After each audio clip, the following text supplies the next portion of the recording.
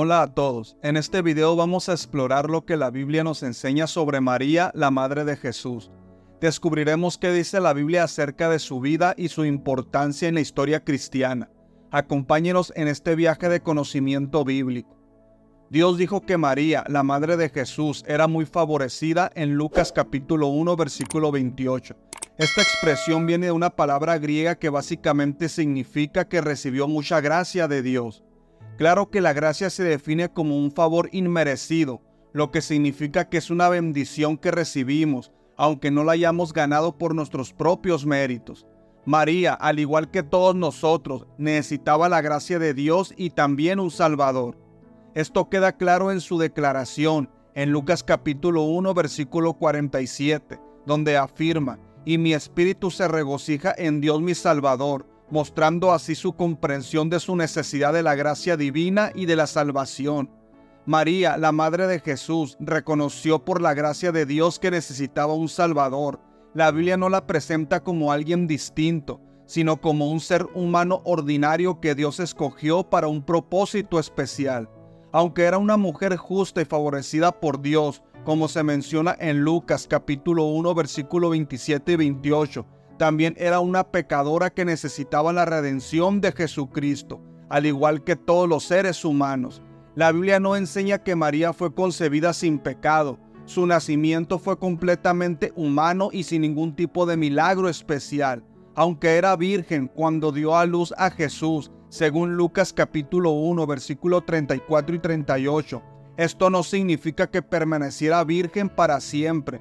La idea de su virginidad perpetua no tiene respaldo bíblico. Mateo capítulo 1, versículo 25 deja claro que José y María tuvieron relaciones después del nacimiento de Jesús.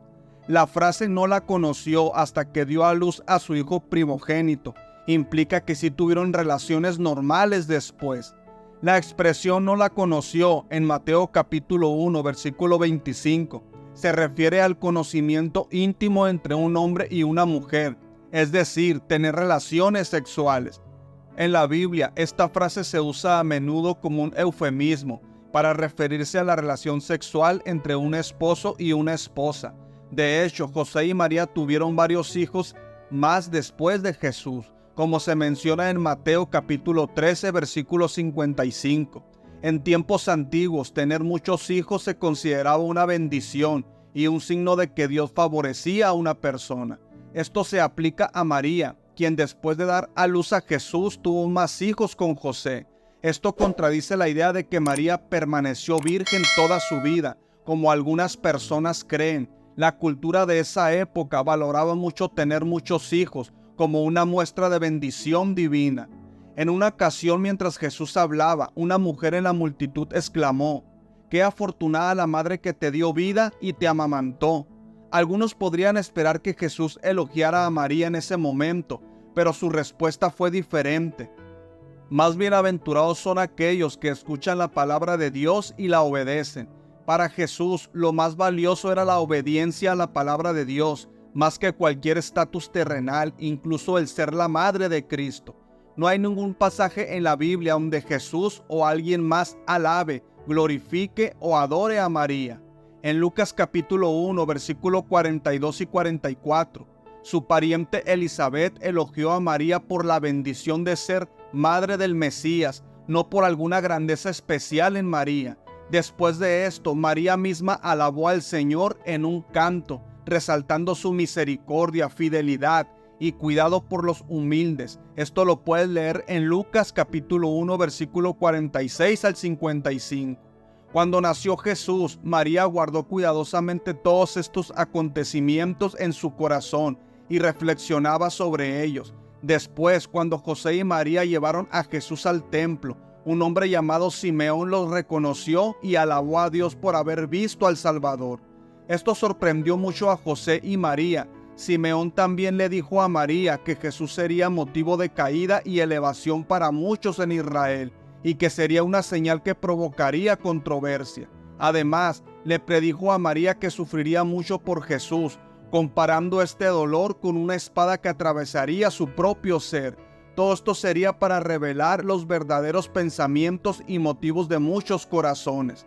En una ocasión, cuando Jesús tenía 12 años, sus padres regresaban de Jerusalén a Nazaret sin percatarse de que él no estaba con ellos. Al descubrir su ausencia, María y José se angustiaron y emprendieron una búsqueda desesperada. Finalmente lo encontraron en el templo conversando con los maestros religiosos.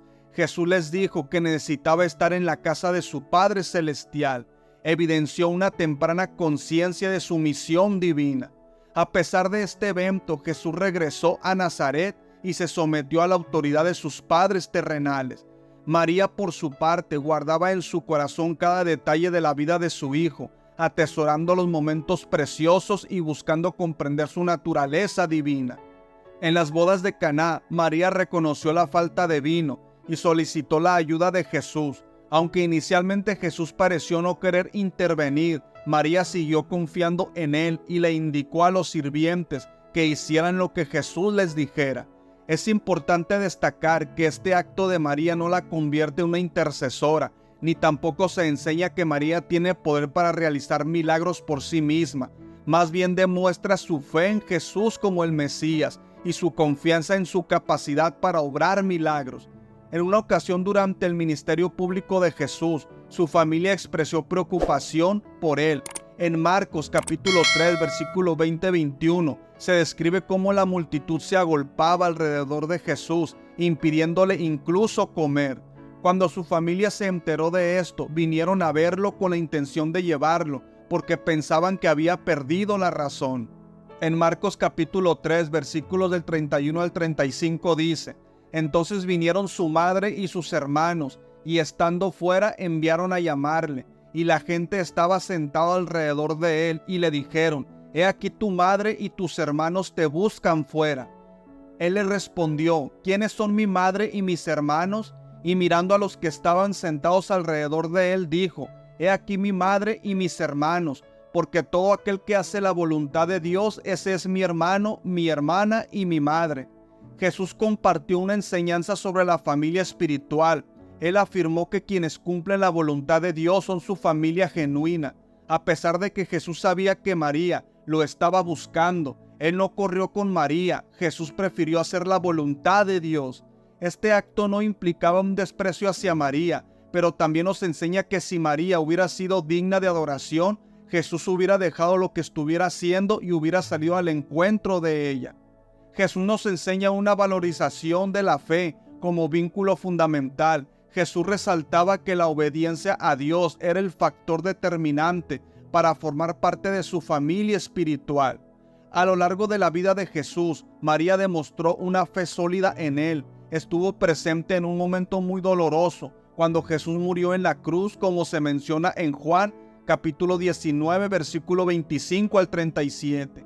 En ese momento seguramente experimentó la angustia profetizada por Simeón, cuando dijo que una espada atravesaría su alma. Durante este evento, Jesús encomendó a Juan a cuidar de María como si fuera su propia madre, lo cual se registra en Juan capítulo 19, versículo 26 y 27, y Juan la llevó a su hogar. Después de la resurrección de Jesús, María también estuvo presente con los apóstoles el día de Pentecostés, como se menciona en Hechos capítulo 1, versículo 14. Sin embargo, luego de este capítulo en Hechos, ya no se hace mención específica de María en la Biblia. Los apóstoles no destacaron a María como una figura prominente en sus enseñanzas y escritos. La Biblia no menciona su muerte, ni habla de ella ascendiendo al cielo o teniendo un papel de exaltación allí. Si bien María merece respeto por ser la madre terrenal de Jesús, pero no debemos venerarla ni adorarla. La Biblia no nos enseña que María pueda escuchar nuestras oraciones o actuar como intermediaria entre nosotros y Dios. En cambio, Jesús es el único defensor y mediador que tenemos en el cielo, como se menciona en 1 de Timoteo, capítulo 2, versículo 5. Si alguien intentara adorar a María o dedicarle devoción u oraciones, ella misma les animaría a enfocarse en adorar solo a Dios, como lo hacen los ángeles, según Apocalipsis, capítulo 19, versículo 10 y 22. María nos da un ejemplo claro al dirigir su adoración y devoción y alabanza únicamente a Dios. En Lucas capítulo 1, versículo 46 y 49, María expresó su gratitud y alabanza a Dios por su obra en su vida, reconociendo que Él es poderoso y que su nombre es santo. Esto nos enseña a seguir su ejemplo y centrar nuestra adoración y confianza solamente en Dios. La Biblia reconoce a María como una figura especial por ser la madre de Jesús, un modelo de fe, obediencia y humildad para todos los cristianos. Sin embargo, no se le eleva a un estatus de mediadora o intercesora entre los seres humanos y Dios.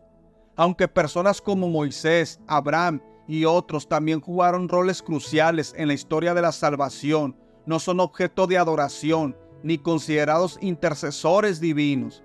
El énfasis está en dirigir nuestra adoración y súplica solo a Dios, reconociendo que solo a través de Jesús podemos acceder a la salvación y a la comunión con Dios.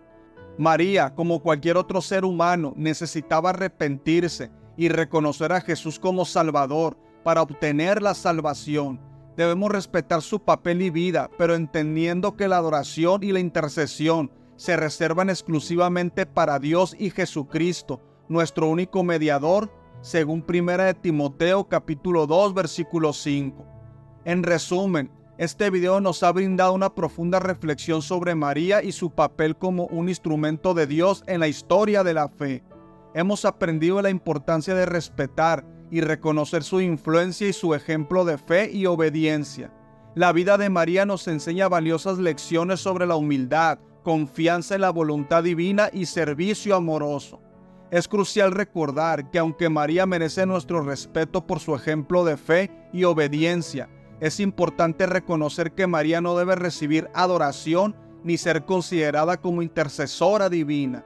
Debemos dirigir nuestra adoración y súplicas únicamente a Dios y a Jesucristo, nuestro único mediador. Te invito a que te suscribas y le des like a este video. Recuerda que aunque te sientas caer, en Jesús hay una solución. Dios te bendiga.